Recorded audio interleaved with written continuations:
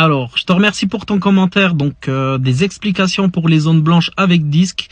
Donc, on va voir avec et sans disque. La première différence entre zone blanche et zone bleue, c'est déjà le temps. Alors, on a un horaire pour les zones bleues. Et pour les zones blanches, c'est 24 heures sur 24, sauf si c'est mentionné sur le panneau, comme quoi c'est valable de telle heure à telle heure.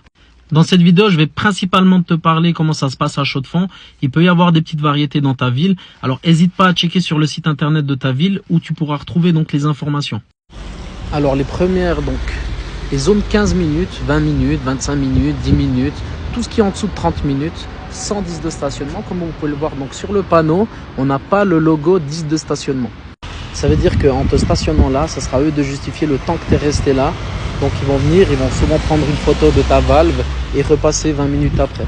Donc si tu mets un 10 de stationnement, il ne sera pas tenu en compte. Ensuite, les zones de stationnement de 30 minutes et au-dessus, donc ça peut très bien être 1 heure, 2 heures, 4 heures, 15 heures, 9 heures, peu importe, c'est la ville qui décide, avec le logo 10 de stationnement qu'on voit là. Ces zones de stationnement sont donc 24 heures sur 24 avec 10 de stationnement. C'est-à-dire que si tu arrives à 11h34, tu peux très bien le mettre à midi. Mais attention, il n'y a pas de pause à midi, il est tout le temps valable.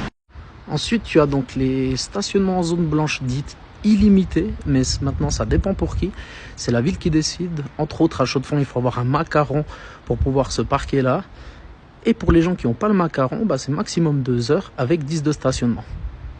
La petite spécialité avec ce panneau, c'est que c'est valable de lundi à vendredi, excepté les jours fériés, de 7h à 19h. Et attention, vous pouvez tout d'un coup vous retrouver à un endroit où il n'y a pas ce panneau. C'est quand même valable, donc c'est vraiment valable pour toute la ville. Et en dernier, donc les parkings zone blanche avec horodateur, donc les parkings payants tout simplement. Alors là, c'est très simple, donc il suffit d'aller vers l'horodateur et regarder de quelle heure à quelle heure vous devez payer votre stationnement. Et puis tout simplement payer. Alors voilà pour cette vidéo, j'espère que j'ai répondu à pas mal de questions. N'oubliez pas, pour l'utilisation du 10 de stationnement, il faut toujours mettre le trait après votre heure d'arrivée. Et si ça t'a plu, n'hésite pas à t'abonner. À bientôt.